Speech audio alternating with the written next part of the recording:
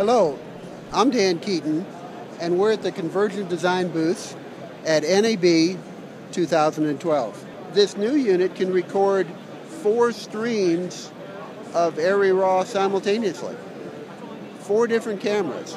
If we want to record in DNx HD, we can record 4 streams. If we want to record 1 stream of RAW from various cameras, let's say the Canon C500, we will be able to record up to 120 frames per second. So everything depends on, the total allowable bandwidth. So we can do 4 streams in RAW of 30 frames per second, or 1 stream of 120. Can you talk about codecs? You mentioned DNx HD. Does the Gemini RAW record any other codecs? We announced earlier this year a free firmware upgrade for the Gemini 444 that starting this fall we will be providing a free upgrade to Avid DNx HD, various flavors, including the 36 megabit per second proxy mode all the way up to the 220 megabit per second 10-bit mode.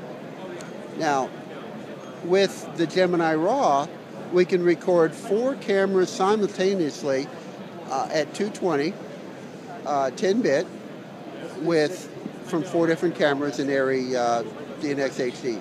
Is there any plans for any ProRes support? No. We do not plan on supporting ProRes.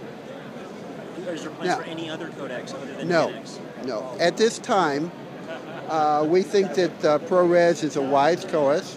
DNx HD is a wise choice.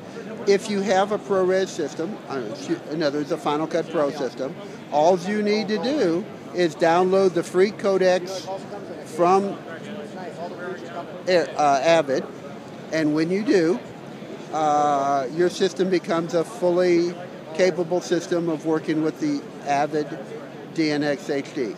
Secondly, when we record in Avid DNx HD, then we can work with Avid and we can work with many other editors as well as Final Cut Pro. And a lot of people like Avid DNx HD codecs. So we're not trying to be everything for everybody, but all this works out pretty good, and it allows us to concentrate on other development areas. Now, one of the unique features here, let's say we're using ARRI RAW. With ARRI RAW, we can have 2 channels coming in, maybe 2 3G channels recording ARRI RAW, and then we can also take out from the camera's HDSDI port a signal and record that to Avid DNx HD. So it's like recording 2 cameras at once. Now, the next item, since this is a 4-channel recorder, we will build in a quad splitter. So you can see 4 channels simultaneously. And then to take that even further, you can output that quad channel, so it's not just on our touch screen here, output that via one port, and the other port can be the live selected output. So it's not only a quad splitter, it's a live switcher. So if I was a video assist guy and I'm playing for my director or producer the 4 cameras for this one take or a series of takes, and he can say, well, show me 3. He hit number 3 over here, and then the selected one goes out to his big monitor, while simultaneously he can see all the other ones. And then we're building in special video assist features, so one can say, okay, imagine a line from the bottom of the screen and say, okay, well, I want to play from the center of the clip. And that'll start playing from the center. I want to play from the start. I want to play from right near the end. Okay? And you're also going to be able to set markers. So your video assist guy will be able to pre-pick the parts of a clip that he would like to play. Okay, well, I want to remember that. I want to remember that spot. I want to remember that spot. Then it can go back and remember and play those spots.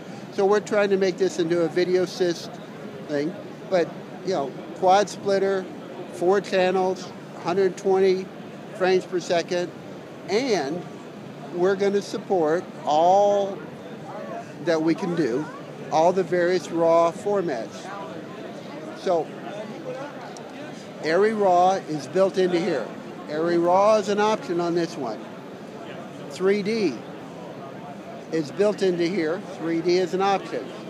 We have an option coming up for this that allows the support for P&S Techniques XCAM 35, IO Industries 2K RAW,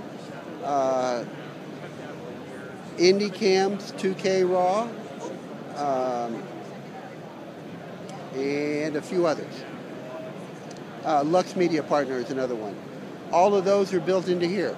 So while this is an a la carte type unit, this is a carte blanche. Now this is great for rental companies, and it's great for other people. Can you talk about power distribution and power needs for these particular devices? This one takes 12 to 15 watts. Our best estimates is this one will take less. So let's say 12 to 14 watts. I don't know the exact numbers. So it's going to come with an onboard battery, or how are you envisioning powering it? Well, the easy way to power it with Anton Bauer DTAP. So we have cables that come, and they all come included in the kit. We have a battery that attaches to the side and is completely detachable. It's a billet aluminum battery that will power it for about 3 hours. But most people power it on bigger cameras with their big camera battery. Again, I'm Dan Keaton, and I appreciate your interest.